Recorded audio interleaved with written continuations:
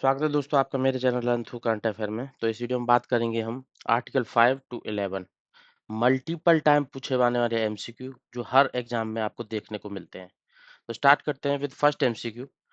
Citizenship in the constitution of India is dealt with under which part, मतलब citizenship से related जितने भी questions आते हैं वो कॉन्स्टिट्यूशन के किस पार्ट से डील करते हैं, वो करते हैं पार्ट 2 से deal.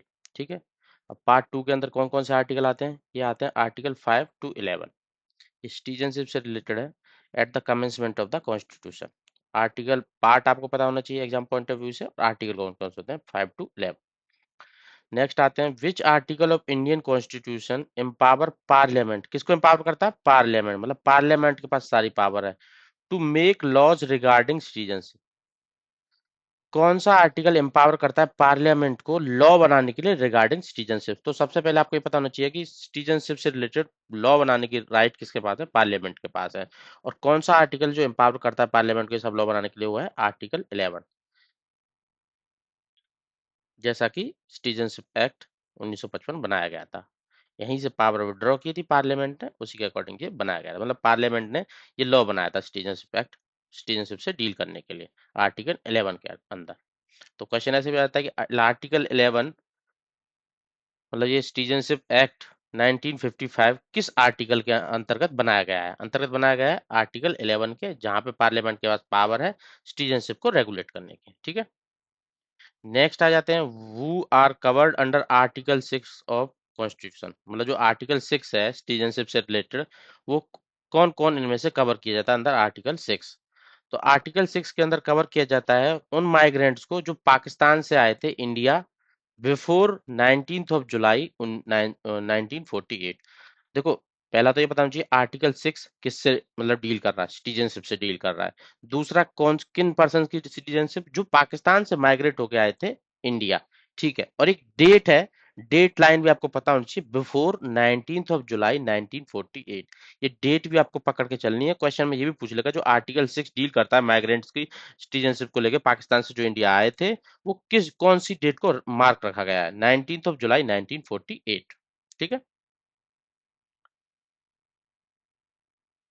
Under which article does a person lose, मतलब सिटीजनशिप लूज हो जाएगी उसकी, लॉस्ट हो जाएगी upon voluntary acquiring citizenship of another country, मतलब दूसरी कंट्री का सिटीजनशिप वॉलेंटरी ले लेता है तो उसकी सिटीजनशिप चली जाती है।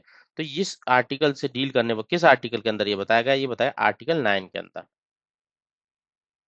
डिस्क्वालीफाई कर दिया जाएगा, मतलब वो वॉलेंटरी गिव अप कर दे रहा है। अगर वो दूसरी की सिटीजनशिप ले रहा है दूसरी कंट्री की, तो ऑटोमेटिकली उसकी सिटीजनशिप इंडिया की चली जा रही है आर्टिकल 9 के अंदर।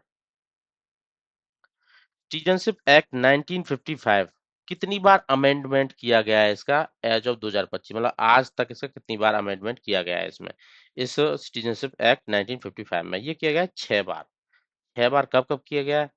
86 में, 92 में, 3 में, 5 में, 15 में, 19 में। 6 बार इसमें अमेंडमेंट किए गए हैं।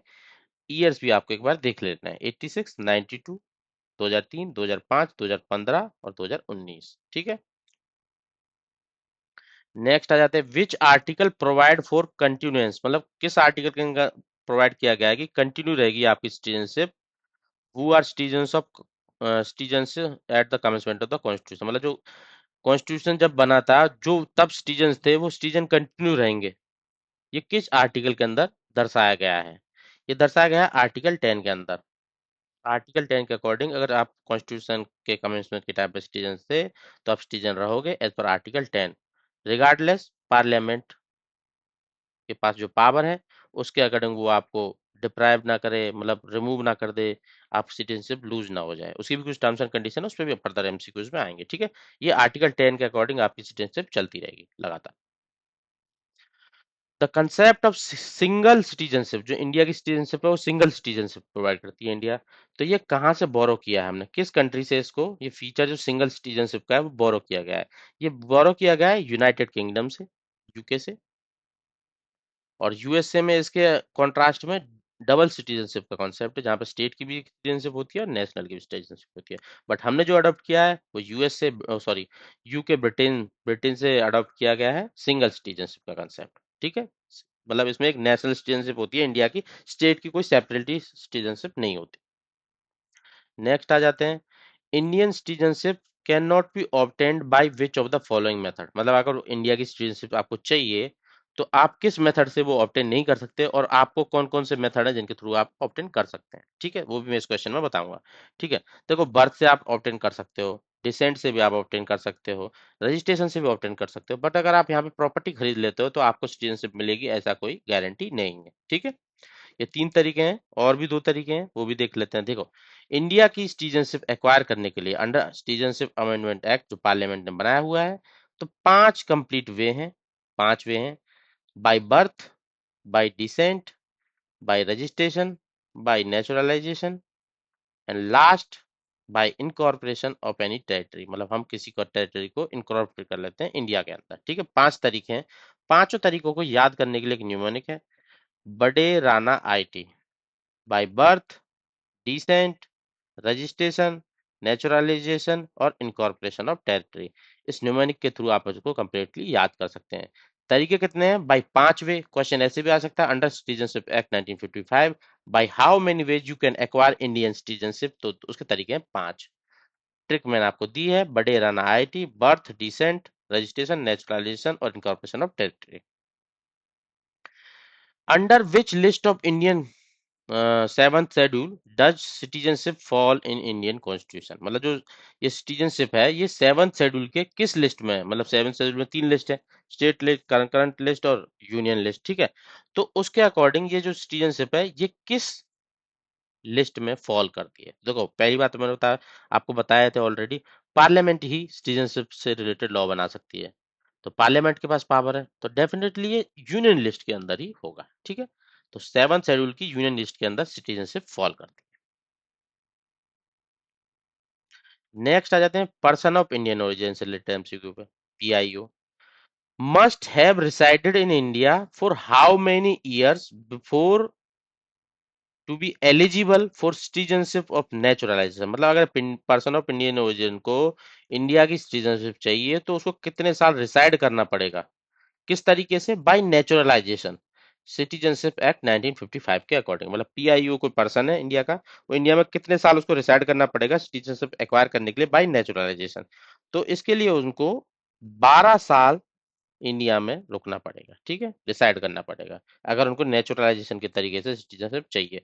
ये पीआईओ के लिए नहीं है, ये फॉरेनर के लिए भी है, किसी भी फॉरेनर के लिए बाई नेचुरलाइजेशन अगर उनको सिटीजनशिप चाहिए तो उनको 12 साल डिसाइड करना पड़ेगा। 12 साल का भी ब्रेकअप है 11+1 वाला। ठीक है, ये एनी फॉरेनर इन, मतलब एनिमी नेशन को छोड़ के any foreigner including a person of Indian origin, उनको 12 साल डिसाइड करना पड़ेगा। अब रूल देख लेते हैं कैसा 12 साल। ठीक है, टोटल 12 साल अगर क्वेश्चन आएगा, 12 साल इमीडिएटली चाहिए, उसमें से 11 साल 14 साल के अंदर, और 1 साल कंटिन्यू उनको रहना पड़ेगा एप्लीकेशन डेट से पहले। ठीक है, मतलब एप्लीकेशन आज मैंने अप्लाई किया उससे पहले 1 साल कंप्लीटली मैं लगातार रहा हूँ, उससे पहले और 11 साल, मतलब 14 साल के अंदर टोटल 12 साल उसको रिसाइड करना है, उसमें से 1 साल इमीडिएटली और उससे पहले 11 साल। ठीक है, तो टोटल 12 साल उनको इंडिया में रुकना पड़ेगा। अब ये एक रिकॉल करने का तरीका है: 1 year now, 11 year how, naturalisation allow you Indian wow. ठीक है, 1 ईयर अब, और 11 साल कैसे भी, और naturalisation allow you Indian wow, मतलब इंडिया की नेचुरलाइजेशन, इंडिया की वो ले सकते हैं, शपथ ले सकते हैं इंडियन सिटीजनशिप की। ठीक है, who has power to prescribe conditions to acquisition and termination of Indian citizenship? ठीक है, किसके पास पावर है प्रिस्क्राइब करने की, कंडीशंस की, मतलब एक्वायर करने की और टर्मिनेट करने की सिटीजनशिप की इंडिया के अंदर? तो ये पावर है पार्लियामेंट के पास। Parliament under article 11 has all the power for acquisition and termination of citizenship in India. Next देख लेते हैं: which of the following is not a ground for deprivation of Indian citizenship, मतलब इनमें से कौन सा वो ग्राउंड नहीं है जिससे इंडिया की सिटीजनशिप से किसी को डिप्राइव किया जा सकता है? ठीक है, देखो, डिसलॉयल्टी दिखाएगा, डेफिनेटली आपको डिप्राइव किया जाएगा। फ्रॉड करोगे, कोई फॉल्स रिप्रेजेंटेशन दोगे, किया जाएगा। रिसाइड कर रहे हो अब्रॉड 7 साल तक लगातार, तो भी आपकी सिटीजनशिप चली जाएगी। ठीक है, अनएम्प्लॉयड हो, ये कोई कंडीशन नहीं है, एम्प्लॉयड तो लाखों करोड़ों लोग हैं इंडिया में, तो ये कोई कंडीशन नहीं है आपकी सिटीजनशिप से डिप्राइव करने की। ये तीनों कंडीशन है ऊपर वाली जो आपको डिप्राइव करेंगे इंडियन की सिटीजनशिप: अगर डिसलॉयल हो, फ्रॉड और फॉल्स वे से आपने सिटीजनशिप ली है, या रिसाइड कर रहे हो बाहर लगातार 7 साल से। ठीक है,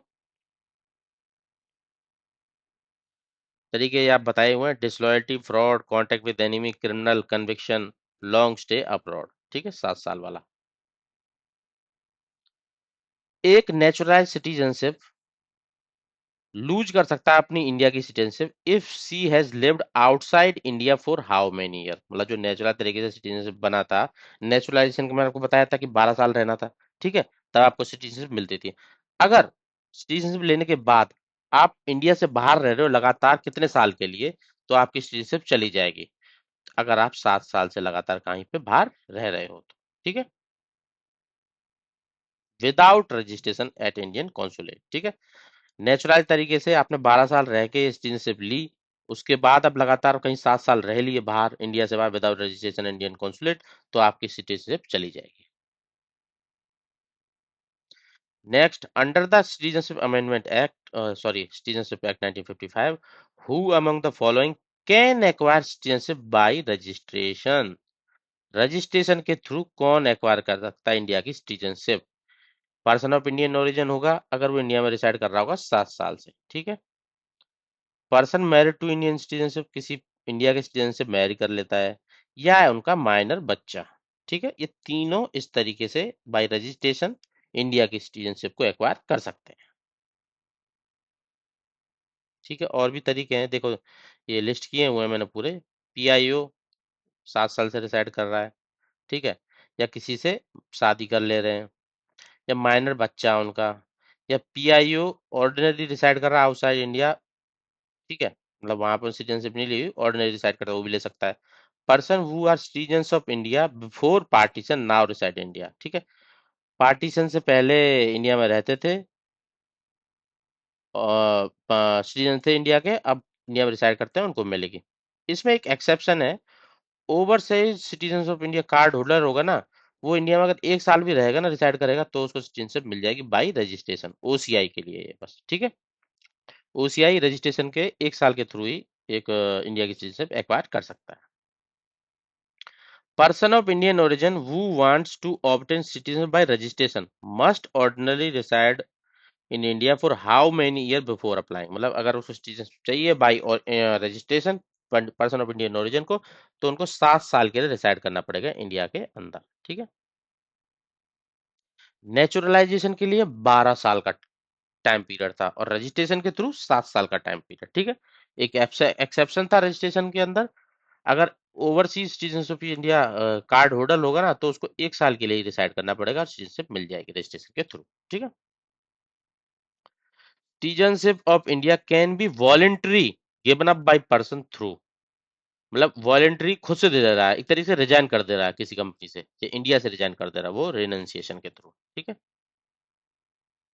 ये 3 तरीके होते हैं, टर्मिनेट करने के, रेनंसिएशन, या डिप्राइव करने के। तो उसमें से जो वॉलेंट्री गिव अप करता है सिटीजनशिप, उसको रेनंसिएशन बोलते हैं। ठीक है, ये सेक्शन 8 के अंदर आता है। नेक्स्ट देख लेते हैं, a person who has renounce Indian citizenship can have restored under which condition. ठीक है, मतलब उन्होंने पहले रिनाउंस कर दिया इंडिया की सिटीजनशिप, अब उसको रिस्टोर करना है। वो किया जा सकता है जिंदगी में ओनली एक बार, if the application is approved by government के द्वारा। मतलब उसमें भी गवर्नमेंट उसको अप्रूव करेगी और एक ही बार उसको रिस्टोर किया जा सकता है लाइफ टाइम में। टर्मिनेशन से रिलेटेड क्वेश्चन देख लेते हैं। Citizenship of India is automatically terminate, मतलब इंडिया गवर्नमेंट के पास पावर है वो कि ऑटोमेटिकली टर्मिनेट हो जाएगी आपकी सिटीजनशिप। कैसे, किन कंडीशन के अंदर? ए पर्सन रिनाउंस, ये रेनंसिएशन वाला है।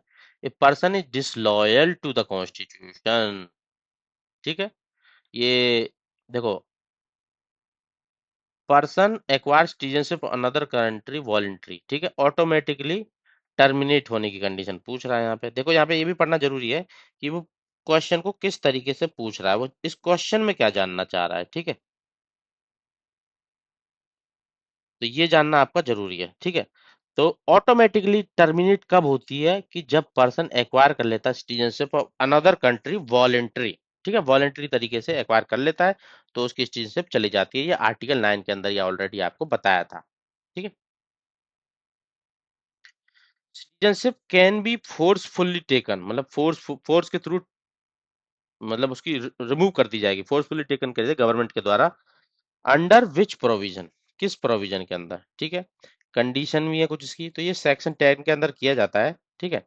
अब किस बेसिस पे किया जाता है, अगर आपकी misconduct, fraud, disloyalty to government, ठीक है, तो ये किया जाता है सेक्शन 10 के अंदर, forcefully taken away. Which of the following is not a ground for deprivation of citizenship, इनमें से कौन सा तरीका नहीं है जिसमें डिप्राइव किया जाएगा सिटीजनशिप एक्वायर करने से। फ्रॉड किया है उन्होंने सिटीजनशिप एक्वायर करने में, ठीक है भाई, ये मतलब ये से नॉट मतलब ये पूछ रहा है कि कौन सा ग्राउंड नहीं है, ये तो ग्राउंड है। अगर उन्होंने फ्रॉड से लिया है, डिसलॉयल रहा है, ये भी ग्राउंड है, फ्रॉड भी ग्राउंड है, अब्रॉड रह रहा 7 साल, ये भी ग्राउंड है, ठीक है। ये marriage with a foreign national, ये कोई ग्राउंड नहीं है, अगर फॉरेनर से आप शादी करते हो तो आपको डिप्राइव नहीं किया जाएगा इंडिया की सिटीजनशिप से, ठीक है। तरीके क्या थे, ये निमोनिक्स है। आपको मतलब सिटीजनशिप आप कैसे लूज कर सकते हो, एक तो रेनंसिएशन के थ्रू, खुद रिजाइन कर दिया, टर्मिनेशन के थ्रू, गवर्नमेंट ने टर्मिनेट कर लिया, आपको डिप्राइव किया जा सकता है, ठीक है। तो RTD, renunciation, termination, deprivation. Resign, take foreign, और फॉरेन, टेक फॉरेन मतलब टर्मिनेट कब की जाती है, आप फॉरेन सिटीजनशिप ले लेते हो, और डिसऑनर टू गवर्नमेंट, और ये डिप्रीवेशन के थ्रू, ठीक है। एक शॉर्ट ट्रिक याद करने की। एक बच्चा बॉर्न होता है, एक child born in India after December 3, 2004, ठीक है, will be citizen of India only if, मतलब बाय बर्थ जो सिटीजनशिप मिलती है, अगर बच्चा 3 दिसंबर 2004 के बाद पैदा हुआ है, तो उसके लिए क्या कंडीशन है। देखो उसमें एक कंडीशन है कि एक तो 100% इंडिया होना ही चाहिए, और जो दूसरा वो फॉरेन नेशनल भी हो सकता है, इंडियन भी हो सकता है, बट अगर उसने सिटीजनशिप ली है या नहीं ली है, वो इलीगल नहीं होना चाहिए, माइग्रेंट, इलीगल माइग्रेंट नहीं होने इंडिया के अंदर, मतलब इंडिया में इलीगल तरीके से नहीं आना होना चाहिए। एक तो इंडिया का सिटीजन होना ही चाहिए, और दूसरा इलीगल नहीं होना चाहिए। 3 दिसंबर 2000 के बाद ये नया कानून आ गया है। न्यूमोनिक्स थोड़ा देख लेते हैं इसमें, देखो इसमें कई बार अमेंडमेंट किया गया था। 87 से पहले क्या था, और 2004 से पहले क्या था, और 2004 के बाद क्या था। 1987 से पहले क्या था कि कोई भी किसी तरीके का इंडिया में बॉर्न हो गया ना, उसको सिटीजनशिप मिल जाती थी। फिर बाद में चेंज किया गया, 87 से 2004 के अंदर एक पेरेंट को इंडियन होना ही पड़ता था, मतलब सबको नहीं मिलेगी, अब एक इंडिया का होना ही चाहिए। 2004 के बाद क्या कि एक तो इंडिया का होना ही चाहिए, दूसरा इलीगल नहीं होना चाहिए, ठीक है। यही क्वेश्चन था हमारा। OCI scheme was introduce by which amendment act, मतलब किस अमेंडमेंट एक्ट के थ्रू ओसीआई स्कीम को इंट्रोड्यूस किया गया था। ये 2003 में इंट्रोड्यूस किया गया था, ठीक है, और बाद में इन एक्शन इसको लाया गया 2005 के अंदर, ठीक है। पीआईओ, जो पर्सन ऑफ इंडियन ओरिजिन, और ओसीआई स्कीम थे, उनको मर्ज कर दिया गया था in single OCI card holder scheme. कब, इसको सिटीजनशिप अमेंडमेंट एक्ट 2015 के अकॉर्डिंग मर्ज कर दिया गया था। 2003 में बॉर्न हुई थे, मतलब ये कार्ड वगैरह ओसीआई और पीआईओ वगैरह आए थे, और 2015 में उनको मर्ज कर दिया गया था।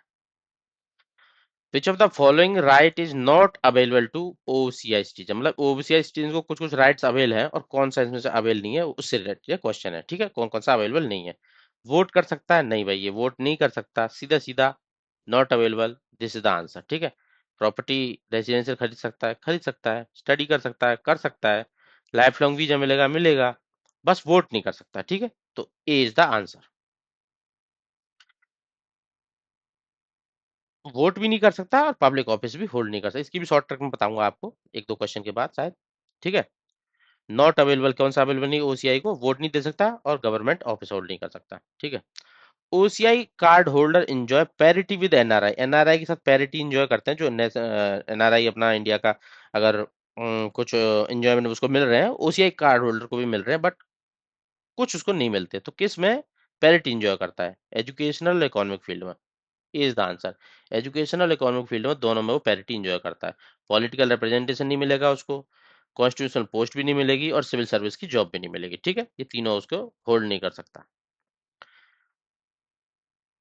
किसमें, only in economic, financial, education में पढ़ाई कर सकता है, फाइनेंशियल कुछ काम कर सकता है, और इकोनॉमिक स्फीयर में, ठीक है, प्रॉपर्टी जैसे कॉमर्शियल, रेजिडेंशियल कर सकता है, पर लैंड वगैरह मतलब एग्रीकल्चर लैंड वगैरह नहीं कर सकता, ठीक है। OCI card holder can acquire which type of property, कौन सी प्रॉपर्टी एक्वायर कर सकता है, एग्रीकल्चर लैंड नहीं कर सकता, कॉमर्शियल कर सकता है, रेजिडेंशियल कॉमर्शियल, हाँ ये दो तरीके की लैंड वो एक्वायर कर सकता है, रेजिडेंशियल भी और कॉमर्शियल, मतलब रहने के लिए भी और बिजनेस करने के लिए दोनों तरीके की प्रॉपर्टी वो एक्वायर कर सकता है, पर एग्रीकल्चर लैंड नहीं कर सकता। ये क्वेश्चन बार बार आता है। इसकी न्यूमेरिक है, देखो ओसीआई से रिलेटेड मैंने 2-3 क्वेश्चन पढ़ाए हैं, उसको न्यूमेरिक है, याद रखने की अच्छे से। Live but no vote. Live मतलब लाइफ लॉन्ग वीजा, एल से, आई से इन्वेस्ट कर सकता है प्रॉपर्टी में, कॉमर्शियल और मतलब पर्सनल रहने के लिए, वीजा फ्री एंट्री रहती है, एजुकेशनल पैरिटी है एन पर्सन सॉरी एनआरआई के साथ, ना वोट मिलेगा, मतलब ना वोट कर सकता है, ना कोई जॉब ले सकता है, और ना कोई कॉन्स्टिट्यूशनल पोस्ट होल्ड कर सकता है। ठीक है, ये तीसरा याद रखना बहुत ज्यादा जरूरी है। और प्रॉपर्टी से रिलेटेड, प्रॉपर्टी में भी एग्रीकल्चर लैंड वो होल्ड नहीं कर सकता। Which ministry of government of India is responsible for granting citizenship by naturalisation, मतलब ये सिटीजनशिप से रिलेटेड, जैसे सेंटर के अंदर आता है सब कुछ, तो उसमें भी पर्टिकुलरली कौन सी मिनिस्ट्री है जो सब इसके लिए रेस्पॉन्सिबल है, वो मिनिस्ट्री ऑफ होम अफेयर्स। ठीक है, मतलब सिटीजनशिप से रिलेटेड कुछ भी इशू हो, जैसे रेनंसिएशन, रजिस्ट्रेशन, टर्मिनेशन, वो सब ministry of home affair deal करती है। Which ministry decide all doubt regarding, वो इसी again ministry of home affair. ये सब क्वेश्चंस हैं जो एग्जाम में आए हुए हैं, मैं वही आपको पढ़ा रहा हूँ। इसकी पीडीएफ मैं अपने टेलीग्राम चैनल पर जाऊंगा, डाल दूंगा, आप वहां से जाके डाउनलोड कर सकते हैं। ठीक है, 19th ऑफ जुलाई 1948 जो डेट दी गई है आर्टिकल 6 के अंदर, वो किससे डील करती है, किससे रिलेटेड है? आर्टिकल सिटीजन 6 के अंदर कुछ सिटीजनशिप से रिलेटेड क्लाउज था, जिसमें सिटीजनशिप ग्रांट की जा रही थी 19 जुलाई 1948 से पहले आने वाले लोगों को। वो किससे रिलेटेड है, कहाँ से आ रहे थे वो लोग? ये थे कि citizenship person migrating from Pakistan. ठीक है, 19 ऑफ जुलाई 1948 आर्टिकल 6 के अंदर, का पाकिस्तान से इससे पहले आ रहा है, उसको सिटीजनशिप ग्रांट कर दी जाएगी। Person migrating from Pakistan to India on or before, इस डेट से पहले आ रहे हैं, resided in India for how long before registration. ठीक है, मतलब इस डेट के बाद, मतलब अगर 1990 ऑफ जुलाई 1948 से पहले आएगा तो ऑटोमेटिकली मिल जाएगी। अगर इस डेट और इसके बाद आ रहा है तो उसको कितने दिन रिसाइड करना पड़ेगा बिफोर रजिस्ट्रेशन? 6 मंथ का क्लाउज था। ठीक है, 6 मंथ का क्लाउज था। आर्टिकल 7 इंडियन कौन, अब आर्टिकल 7 किससे डील करता है? ये डील करता है पर्सन वो माइग्रेटेड टू पाकिस्तान आफ्टर 1 मार्च 1947, मतलब 1947 के बाद इंडिया से पाकिस्तान चले गए थे, फिर बाद में वापस आ गए थे, उन सबको सिटीजनशिप देने के लिए ये आर्टिकल 7 डील करता है। मतलब पहले पाकिस्तान, सॉरी, पाकिस्तान चले गए, फिर पाकिस्तान से वापस इंडिया आए 1 मार्च 1947 के बाद, उसी से रिलेटेड है ये आर्टिकल 7। तो ये कुछ एमसीक्यू थे जो काफी इंपॉर्टेंट थे, एग्जाम्स में आए हुए हैं, आगे भी आएंगे, आपको देखने को मिलेगा ही मिलेगा। तो आपको ज्यादा से ज्यादा 20-25 मिनट लगेगा ये वीडियो को गो थ्रू करने में, और आपका part 2 Indian constitution article 5 to 11 complete cover हो जाएगा। और बाकी इसी तरीके से मैं वीडियो लाता रहूंगा, ये पूरा बैच होगा जनरल स्टडीज का, हम polity point of view, history, geography, economy, और भी जो कुछ है सब कुछ मैं कवर करूंगा आपके आने वाले 2026 के सारे एग्जाम के लिए, सिंपल एमसीक्यू फॉर्मेट, ताकि आप जब पढ़े ना, उसके बाद जब आपको क्वेश्चन लगाना हो तो इस तरीके से आप क्वेश्चन लगाएं। वीडियो को पहले क्वेश्चन देखें, पॉज कर ले, अपना आंसर करें, उसके बाद खुद से आंसर देखें और समझें आप कहाँ पे गलती कर रहे हैं और क्या आपको और अपने में इम्प्रूव करने की जरूरत है। तो इस तरीके से बने रहिए मेरे साथ, मिलते हैं आपसे नेक्स्ट वीडियो में।